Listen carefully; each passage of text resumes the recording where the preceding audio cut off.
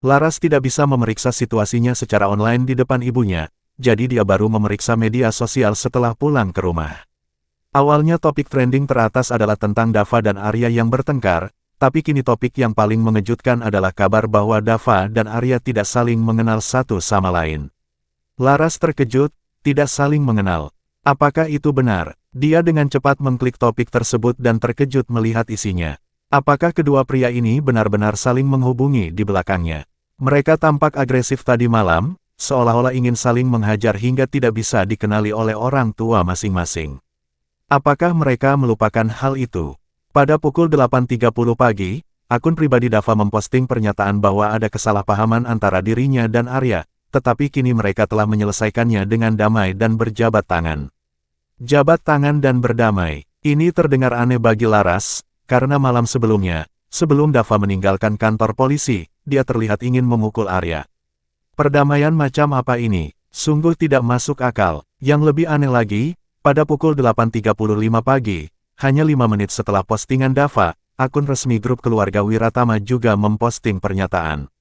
Isi pernyataannya adalah sebagai berikut. Kesalahpahaman antara Tuan Wiratama dan Tuan Baker telah terselesaikan, dan pertemuan mereka merupakan sebuah takdir. Takdir. Takdir apa yang mereka maksudkan? Takdir buruk mungkin. Laras membaca diskusi netizen di bawah topik tersebut dan merasa sangat lucu. Ada yang berkomentar, aktor CEO dominan X yang tak terkalahkan, saudari-saudari, aku sujud dulu. Aku salah menilai Dava. Ternyata Dava cemburu pada Laras, sungguh menarik. Jika Pak Wiratama dan Pak Baker berdiri bersama, Nadia dan Laras benar-benar terlihat berlebihan.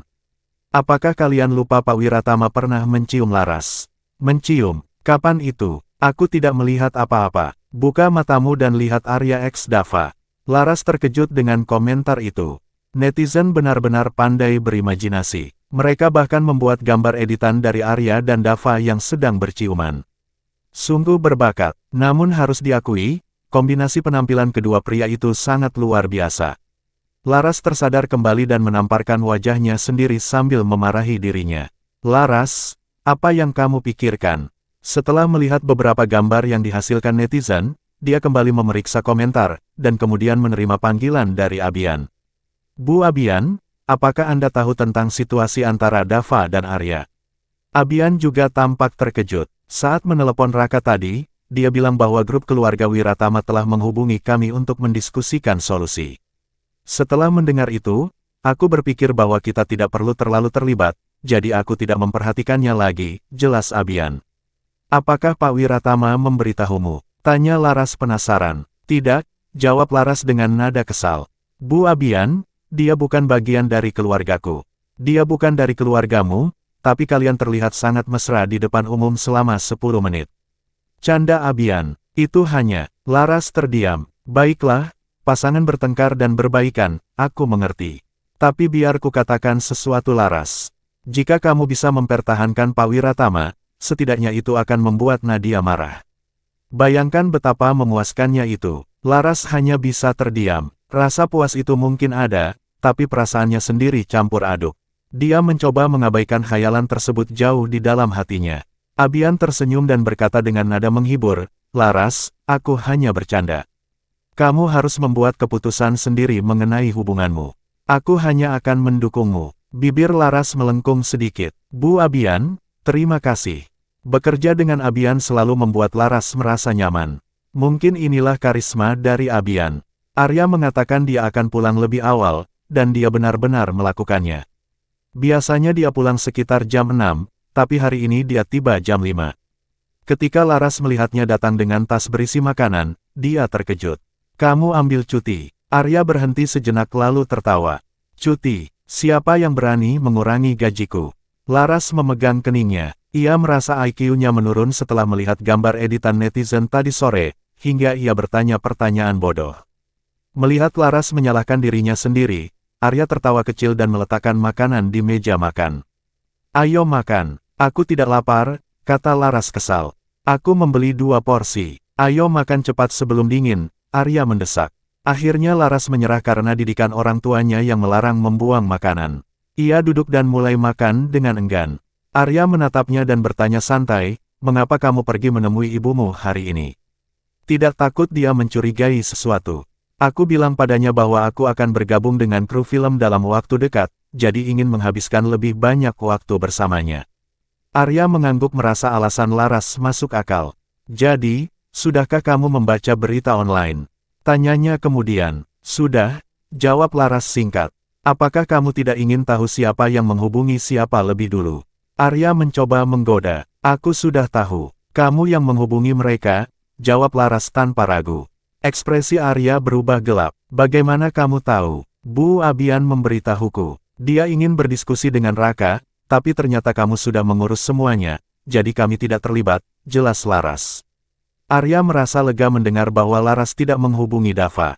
Ekspresinya melunak dan dia bertanya lagi, bagaimana makanannya?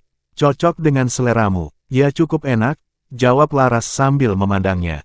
Arya tersenyum. Aku dengar restoran ini terkenal, jadi aku meminta Adi untuk membelinya. Suamimu ini memperhatikanmu dengan baik kan? Laras tersentak, kaget dengan cara Arya menyebut dirinya sebagai suami hingga menjatuhkan sumpitnya. Arya membantu Laras mengambil sumpit yang jatuh dan meletakkannya kembali di tangannya. Melihat reaksinya, dia merasa terhibur dan memutuskan untuk menggoda lebih lanjut. Ada apa? Kamu begitu senang hanya karena suamimu membelikan makanan enak. Apa kamu sampai menjatuhkan sumpitmu? Kalau kamu tetap bersikap seperti ini, aku bisa membelikanmu makanan lezat setiap hari. Kita bisa mencicipi hidangan di seluruh Los Angeles. Bagaimana? Ucap Arya sambil tersenyum. Laras meliriknya tampak tidak terkesan. Arya, kamu tidak bosan? Bisakah kamu berhenti? Apa kamu marah? Apa ini yang disebut marah? Arya masih terus menggoda. Laras tidak suka diperlakukan seperti ini oleh Arya. Dalam 3 tahun sebelumnya, Arya tidak pernah memperlakukannya dengan cara seperti ini. Sekarang apa yang dilakukan Arya sudah terlambat.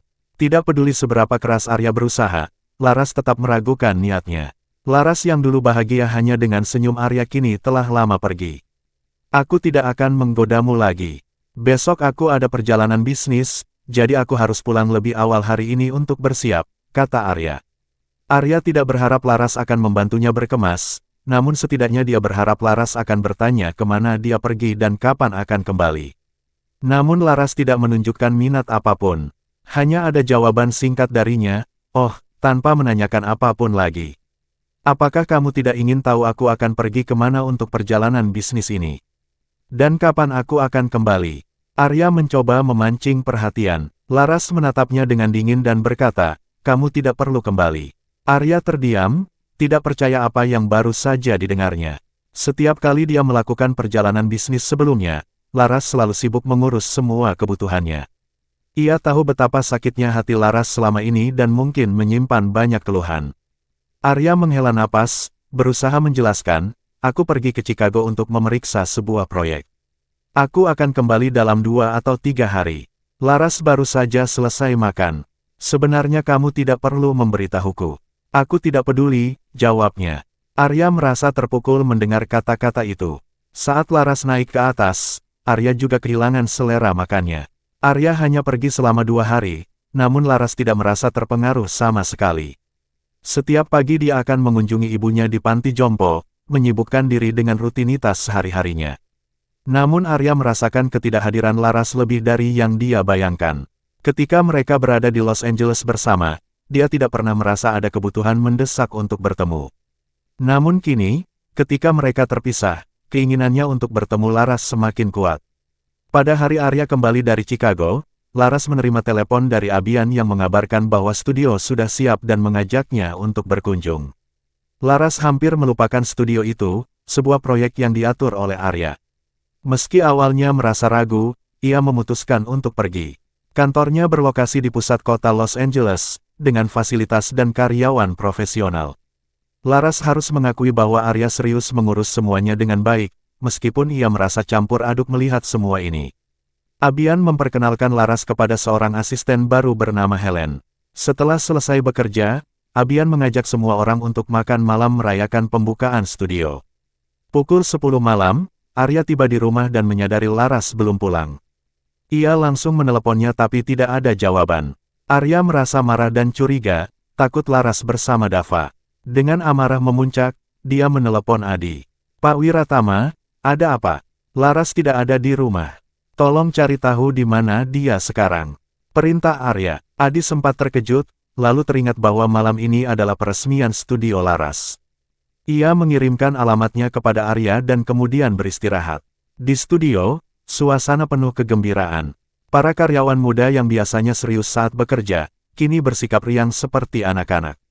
Setelah makan malam, mereka bersemangat untuk pergi karaoke. Abian mengalah dan membawa semua orang ke tempat karaoke. Laras yang biasanya menghindari alkohol, hari ini minum 2 gelas anggur merah, dan dampaknya terlihat jelas. Dia tersandung saat berjalan dan bersikeras ingin menyanyi di KTV, membuat Abian terkejut dengan perilakunya yang berbeda dari biasanya. Helen, asisten baru Laras, terkejut. "Bu Abian, apakah bos benar-benar tidak bisa minum?" Abian mengangguk tanpa daya. "Ingat ini baik-baik, jangan pernah biarkan bosmu minum di luar lagi." Arya masuk ke ruangan karaoke mengenakan masker. Ia tidak pernah menyangka akan melihat Laras bernyanyi dengan mikrofon di tangan, melompat-lompat di sofa. Abian menyapanya dengan canggung. "Pak Wiratama, maafkan saya. Saya tidak tahu kalau Laras tidak bisa menahan minuman setelah hanya 2 gelas. Tidak akan ada lain kali." Arya mengerutkan kening dan langsung menuju ke arah Laras tanpa mempedulikan tatapan orang di sekitarnya. Meski mengenakan masker, Laras langsung mengenali Arya. "Arya, apa aku berhalusinasi? Bukankah kamu di perjalanan bisnis? Kenapa kamu ada di sini?" Laras hendak memukul kepalanya sendiri dengan mikrofon, mencoba menyadarkan dirinya. Arya dengan cepat menghentikannya. Namun Laras bergumam pada dirinya sendiri, "Kenapa aku masih menyukaimu sebanyak ini? Bahkan ketika kamu tidak di sini, aku masih bisa melihatmu." Arya terdiam sejenak, menatap Laras yang tampak linglung, sebelum menghela napas panjang dan dengan lembut menariknya ke dalam pelukannya. "Ini bukan ilusi. Aku sudah kembali," katanya. Laras menggosok matanya masih tak percaya. Ia meraih topeng Arya dan mencubit wajahnya. Pewaris konglomerat keluarga Wiratama itu hanya diam, membiarkan Laras melakukan apa yang diinginkannya. "Kamu benar-benar kembali?" tanyanya dengan suara serak. "Iya, ayo kita pulang sayang," jawab Arya lembut. Laras yang mabuk tampak lembut dan imut, membuat Arya ingin segera membawanya pergi agar tak ada yang melihatnya dalam kondisi seperti ini. "Oh," jawab Laras sambil mengangguk patuh, mencoba turun dari sofa dengan langkah yang goyah. Arya segera menangkapnya sebelum jatuh dan menggendongnya di bahunya. Di ruang pribadi, semua orang menahan napas, takut bersuara. Helen, asisten baru yang dibawa oleh Abian, terkejut melihat Pak Wiratama datang sendiri untuk menjemput bos mereka. "Bu Abian, benarkah bos kita adalah istri sah Pak Wiratama?" tanyanya penasaran. Abian tersenyum dan mengangguk. "Benar, mereka sudah menikah secara sah," jawabnya tanpa keraguan. Helen tercengang, tak menyangka rumor yang beredar ternyata benar adanya. Arya membawa Laras ke parkiran dan memasukkannya ke dalam mobil. Sepanjang perjalanan pulang, Laras terus merasa pusing. Saat sampai di rumah, ia hampir tidak bisa berdiri dengan benar. Arya pun menggendongnya ke kamar dan membaringkannya di tempat tidur. "Kamu minum seperti ini, apa benar hanya 2 gelas?" tanya Arya, merasa heran. Ia menduga Abian telah berbohong. Dari kondisi Laras, sepertinya ia sudah minum lebih dari 2 botol. Laras yang masih belum sadar sepenuhnya hanya bisa menyenandungkan lagu sembari menutup matanya. Arya tertawa kecil, mencium betapa polosnya dia dalam keadaan mabuk seperti ini. "Kali ini aku maafkan, tapi jika kamu berani minum seperti ini lagi, jangan harap kamu bisa bangun dari tempat tidur selama 3 hari 3 malam, ujarnya tegas. Mendengar ini Laras tiba-tiba menangis. "Kamu jahat padaku, kamu memarahiku," isaknya sambil menutupi wajahnya dengan kedua tangan. Arya yang panik segera mencoba menenangkannya. "Aku tidak memarahimu, jangan menangis ya," katanya lembut. Laras mengeluh sambil menangis, "Kamu selalu menipuku. Kamu ingin menceraikan aku demi wanita lain. Padahal aku sudah sangat baik padamu. Siapa bilang aku ingin menceraikanmu? Aku sudah bilang tidak akan melakukannya. Kenapa kamu tidak percaya padaku?" balas Arya dengan sabar. "Aku tidak percaya padamu," jerit Laras, tangisannya semakin keras. Arya yang tak tahu harus berbuat apa lagi hanya bisa memeluknya erat. "Kali ini aku benar-benar tidak akan menceraikanmu. Aku bersumpah," katanya dengan sungguh-sungguh. Mendengar janjinya, tangisan Laras perlahan mereda. Tubuhnya yang lemah bersandar pada Arya, dan ia mulai tenang. Arya merasakan dorongan hasrat saat merasakan tubuh lembutnya yang bersandar padanya. Dengan lembut, ia mengangkat dagu Laras, memaksanya menatap langsung ke arahnya. Katakan kalau kamu menyukaiku oke. Aku ingin mendengarnya, bujuk Arya dengan suara lembut. Ia teringat betapa bahagianya saat mendengar pengakuan Laras di KTV tadi. Laras terdiam, terlihat ragu-ragu. Arya yang sudah tak sabar akhirnya mencium bibirnya dalam-dalam. Laras yang mabuk hanya bisa pasrah mengikuti kemauan Arya. Ciuman Arya semakin intens dan menuntut, membuat Laras semakin lemah di pelukannya. Namun sebelum Arya bisa melangkah lebih jauh, Laras tiba-tiba memalingkan kepala dan muntah. Arya yang terkejut hanya bisa terdiam sejenak, lalu menghela napas panjang. Ia melepas jaketnya dan menyeka mulut Laras. Rasanya tidak enak, benar-benar mengerikan, gumam Laras dengan lemah. Arya menatapnya dengan pasrah. Ia kemudian bangkit lalu membersihkan lantai, dan menyiapkan segelas air hangat untuk Laras. Ini minumlah. Setelah minum, rasanya akan lebih baik, ujarnya. Laras menuruti kata-kata Arya dan meminum air itu.